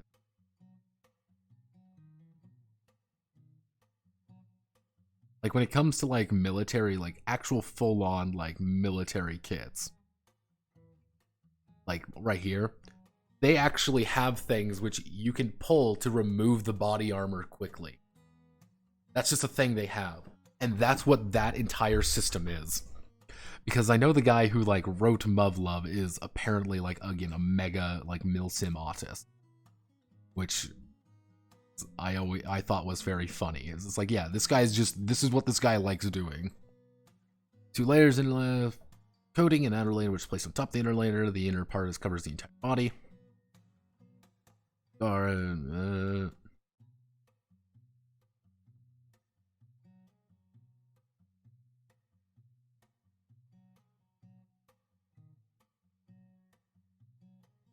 Yeah, actually, the inner part covers the entire body. The thin membranes of various functions, managing various vital data, preventing unbalanced blood sorted due to voltage contraction. Regular guards is colored, while that of trainees is translucent. This is to blunt the sense of shame caused by the mixed use of men and women at the front line during the facilities. Yeah. Why do the women wear effectively translucent clothing as trainees? Well, because you're all gonna fucking die regardless, so who the fuck cares? So you're all going to die horribly, so you may as well get that little sense of shame and make it go away. Because if you don't, we're all going to die. You may be having your rom-com fucking bullshit going on. We're trying to not die.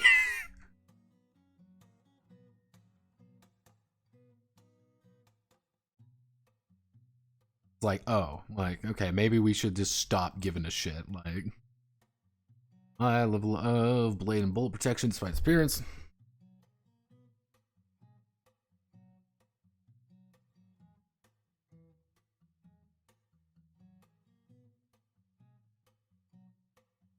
All right, we did it. That's really it. I will do this section. Because I feel it's necessary. I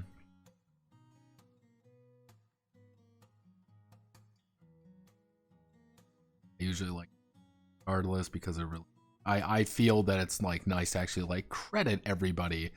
You know, like, hey, I didn't write this; these guys did. So make sure to give them a little clap on the back because they're all cool dudes.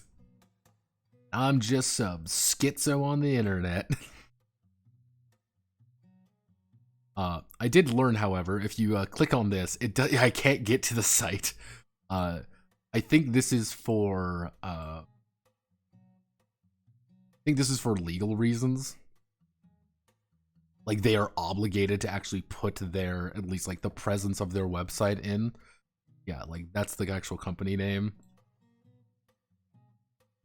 Because Japanese companies sometimes have some, like, I wouldn't say like all Japanese companies, but there are some Japanese like companies that are very I wouldn't say anal about it, but are very like, you gotta do this. I believe it's a regulation, like you have to have like certain things listed out. This is the main writer, I know that. Like, this is the main guy behind everything.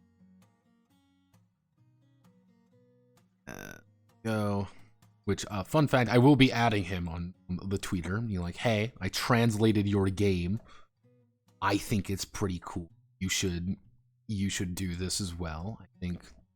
I think you're a cool dude. Hopefully you think I'm a cool dude and I'm not stealing your work. Like, I promise I'm not stealing it.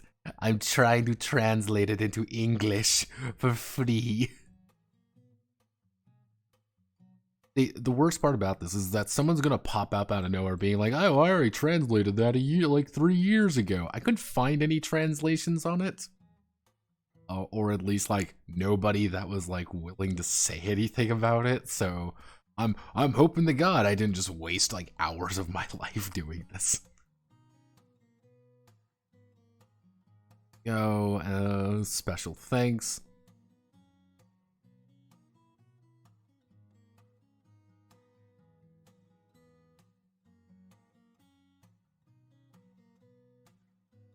Special thanks.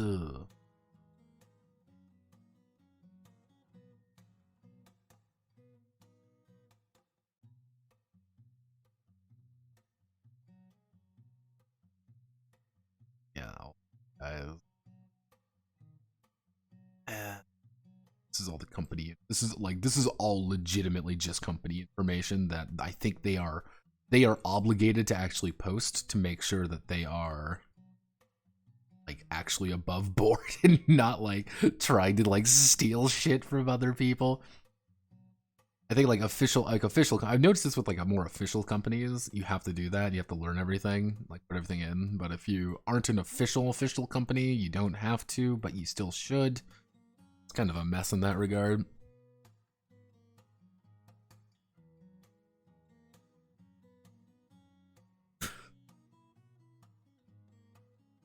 My friend has become loam. Okay, so what we need to do here, we need to select this.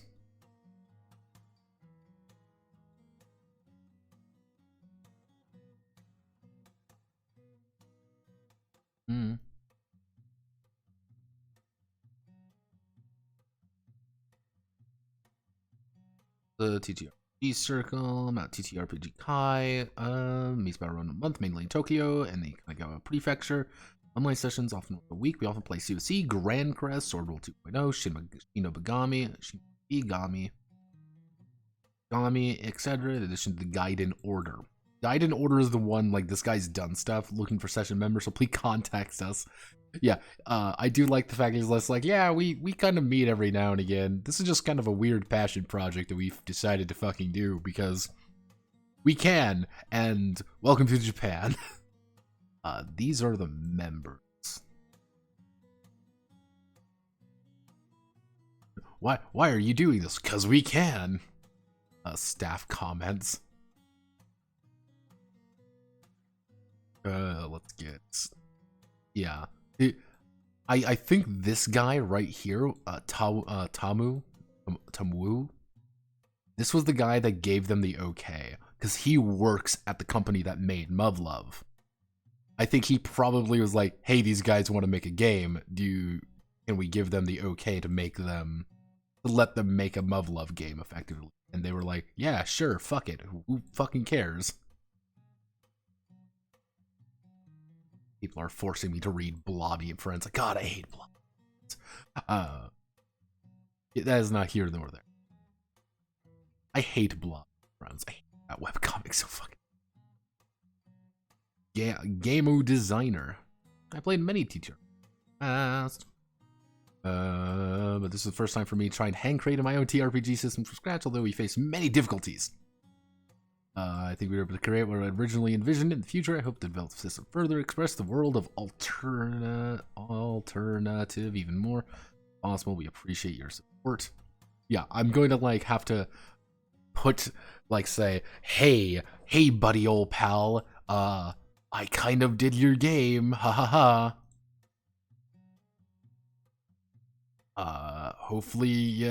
Hopefully this is okay. Please don't sue me, even though you kind of legally can't because I'm in the US and you're not. Please don't kill me. Send a fucking ninja or whatever after me, man. I'm just a dude on the internet like you. It was Muv-Luv more than 10 years ago when I brought my PC version of the game. Ujirushi.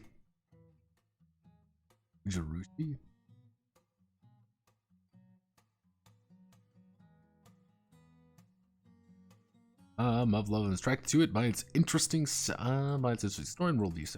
Fortunate enough to be involved a little bit of the game throughout my work, and through its connection, Chizuru invited me to participate in this year's event. How was it?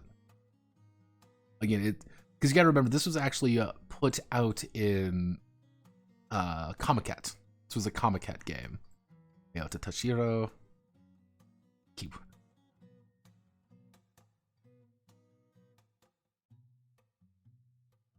Yeah, so this is that's why I was always like, if it sounds a little janky, like that's I think more than I don't. It's like, yeah, I'm fine with things maybe sounding a little bit janky because it's a fucking Doujin game effectively. So I started playing them as my day job. I've always been from TRPGs since I started playing them, though I never thought I would come back to this way. Unlike the days when I was playing, there seems to be many TRPGs with simpler, more detached rules, but when I actually play them, I think they're very imbecile. In a very good way, and easy to understand, good tempo, the game designed for, so to enjoy it. Yep, he's like, I like it when people are nice. I like it when people are cool. Weird thing to note is, no, I need to get. Is apparently there was a guy who tried to make another Muv-Luv game way back in the day. I don't know who this guy is, couldn't find really much on him. All these guys, all the MFG models, all those who have tried to make TRPGs Muv-Luv versions in the past. Yeah, he does legitimately thank everybody who tried before him, but this guy named Giamura who developed a Muv-Luv alternative TRPG in the past. I'm like, cool, this has to be his website. Fun fact, it's not his website. Well, it is his website, but not. This is Field 9. I just want to bring this up because I find it funny. Field 9 is this dude's website, and at first I was like, oh, it's like it's just really themed or whatever. No.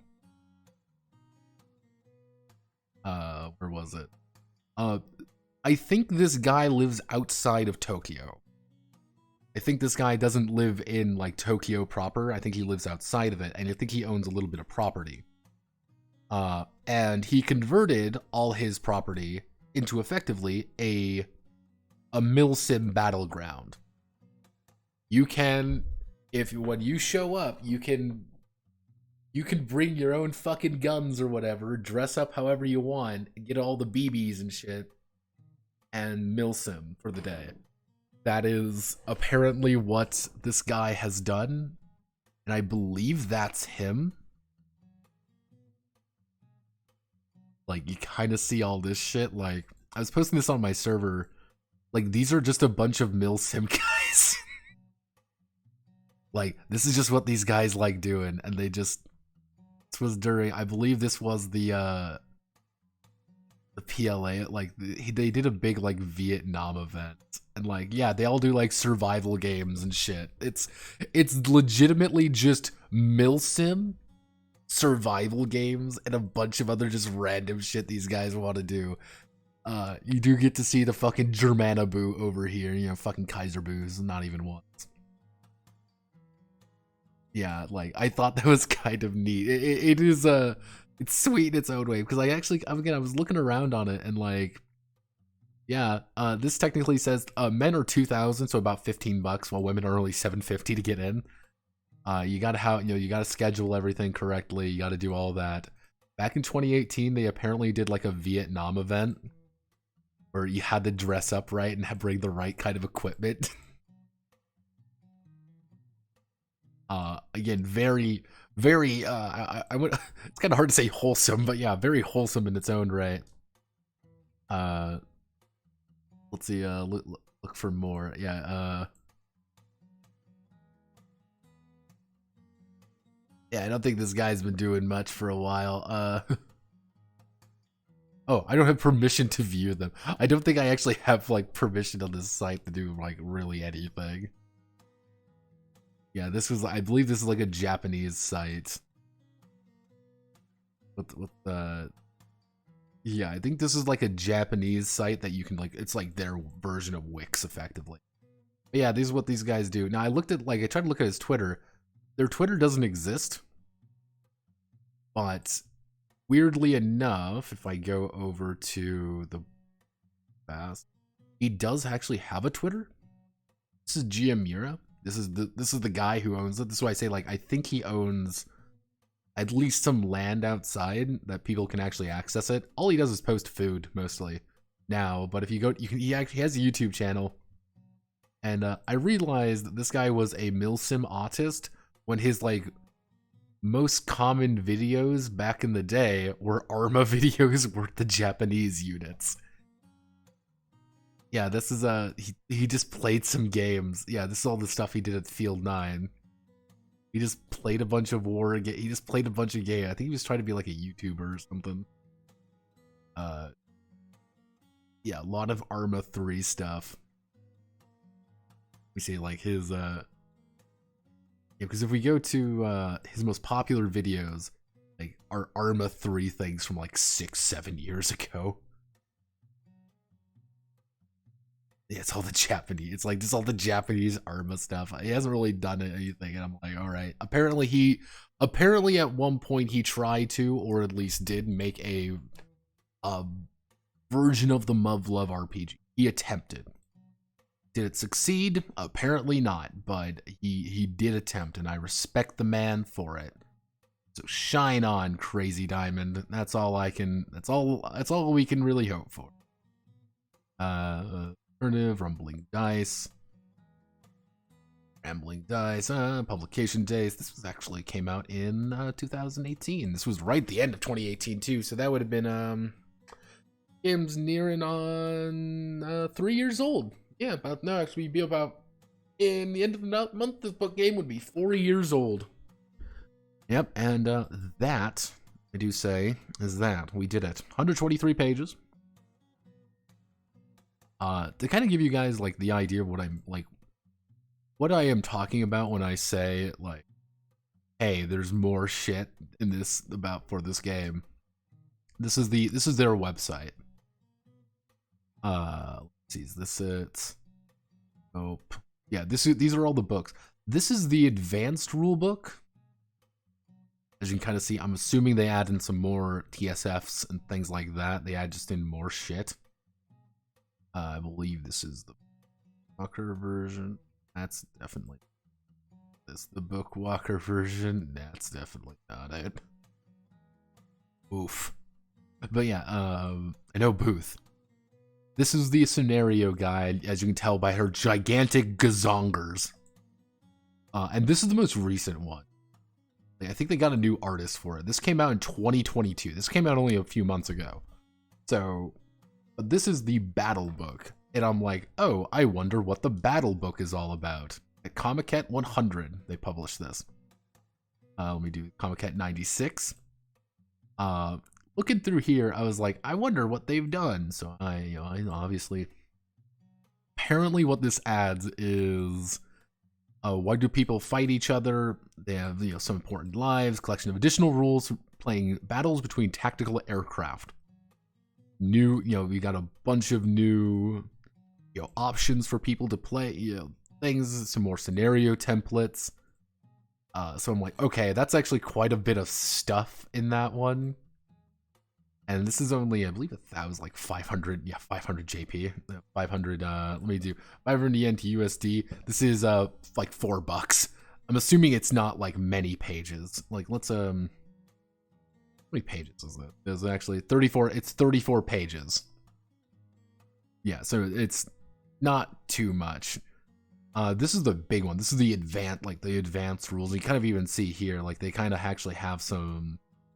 Looks like they actually have some details on like the world, and looks like they have some more additional things for each of the units. This is only 68 pages, and you kind of see here it's like, oh, more rules, guardian, individual guards. They add guard stats. They add mental guard stats. They add full-on skills to be used. Additional ones. Additional just a full fucking thing of a new tactical aircraft, new NPCs, and then 2 scenarios. And then 2 scenarios and a replay. I'm not going to translate the replay because I usually don't translate those. Because you like it. But yeah, no, like this is, if I were to do this, mind you, like 1,000 yen to USD is only like $8. Like, if I were to do it, I would probably pick up the advanced rulebook and then the new combat rulebook. Those would be the only 2 I would really pick up. The rest are like the other one here, like this one is just a scenario, like just a lot of scenarios. That's all they are. They're just scenarios that in play. I guess that would be I guess that's popular in case you want that, but it wouldn't really be my thing. Yeah, that's kind of the thing there. But generally speaking, yeah, if I were to pick them up, I would be just getting these. So it's in total like 1,500. Like it would be about 1,500 yen to USD. I'm looking at probably about $11 in total, though probably with taxes and all that shit. It'll probably be about $14 Not much, but hopefully I'll actually have to ask somebody on Booth. If Booth actually brings you okay. Oh, I'm yawning. See if Booth actually gives you PDFs or they give you like the weird EPUB ones. I can't really do anything if I can't actually like copy and paste the text unless I want to do some like OCR stuff, but the OCR is a little bit unreliable sometimes. So c'est la vie, it is what it is. But good job everyone. We did it. We have successfully Muv-Loved. We finished the Muv-Luv translation. Most likely, again, like some of the big things like the character sheets, for example, you kind of see the character sheets over here. Those are a bitch to do. And what I want to do more than anything is have a generic one. I'm like, this is when I say like I'm most likely going to have to make a generic one. And just be like, this is what you have to do, this is what it is. Like this is just for pure localization efforts. Like these are what they actually look like. I don't want to do that. Like that would be my thing. But we're good. We've what we have to do now at this point is we need to compile everything. That means pretty much we have to localize everything into English, and that means just making a separate document effectively, and just porting over the English versions of everything in there, and making calls. Do we want to do artillery attacks, bombardment attacks, or ranged attacks? It's little shit like that. Argument in that, and it's like instead of grappling checks, it's melee checks. It's a lot of little things just to make things read better and double checking the language, just making sure everything is smooth, making sure all the lore is right and all that shit. But yeah, good job team, we did it. I'm gonna hop in the Discord now and lose my fucking mind. I'm gonna have to generate capos. Let's fucking go.